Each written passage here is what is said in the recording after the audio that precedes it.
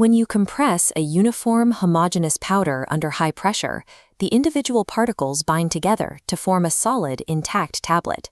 But when you blend distinct materials together, their competing internal stresses often cause catastrophic failure, fracturing the tablet during ejection. Because active pharmaceutical ingredients and excipients behave unpredictably when mixed, formulation design relies heavily on empirical trial and error to find a blend that holds together. This creates an engineering bottleneck, requiring extensive laboratory time and consuming limited quantities of valuable active ingredients during early development. Moving past this empirical loop requires a mathematical method to predict the mechanical behavior of powder mixtures before they ever reach a physical press. To ensure structural integrity, formulation engineers must optimize a critical metric known as tabletability. Tabletability is the relationship between the applied compaction pressure and the resulting tensile strength of the compact. This workflow shows how we can predict a binary mixture's tabletability.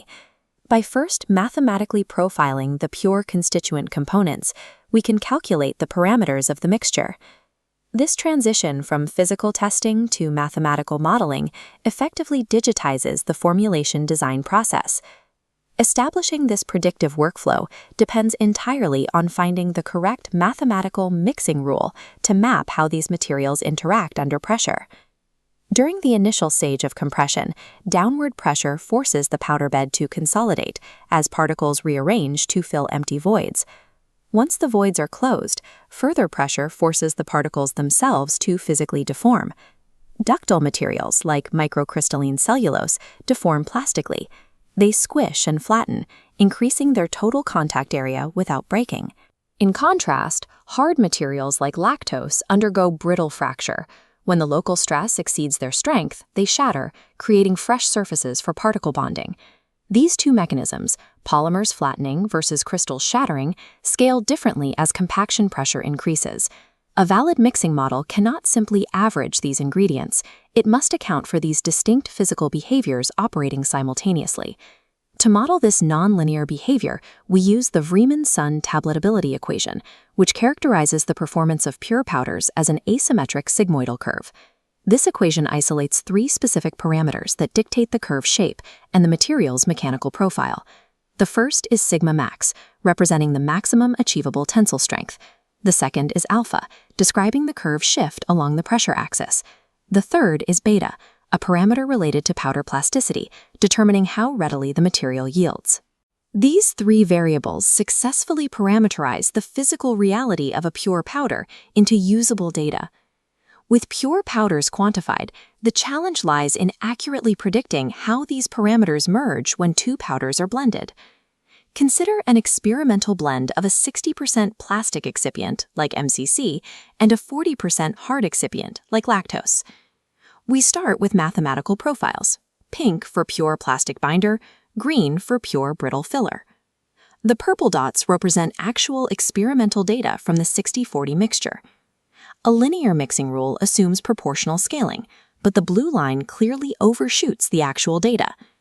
The linear model overestimates the strength because physical bonding mechanisms do not sum together in a straight line. Alternatively, a harmonic mixing rule produces the red dashed line.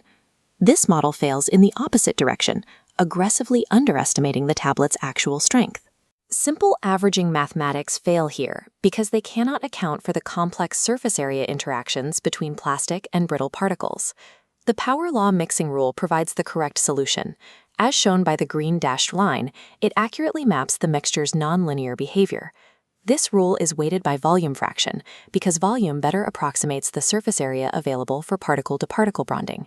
The error residuals in panel B confirm this precision.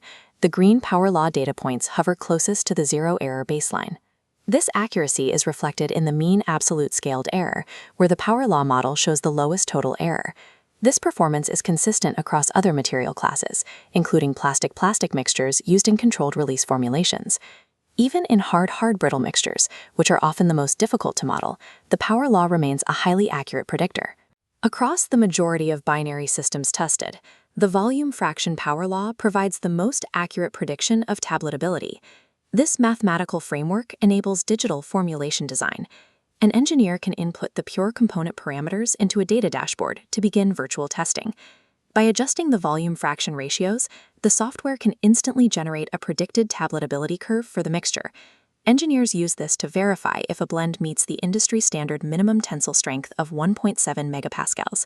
Achieving this threshold ensures the final tablet possesses the structural robustness required for downstream processes like coating, packaging, and transport. This rapid digital screening allows teams to bypass weeks of physical laboratory experiments.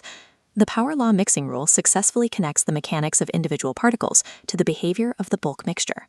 This capability allows laboratories to conserve highly valuable active ingredients that would otherwise be wasted during empirical trials. Predictive modeling establishes tablet formulation as a rigorously predictable material science, moving past the constraints of empirical guesswork. Mastering the mathematics of tablet mixtures provides the foundation for a more efficient, digital-first pharmaceutical manufacturing cycle.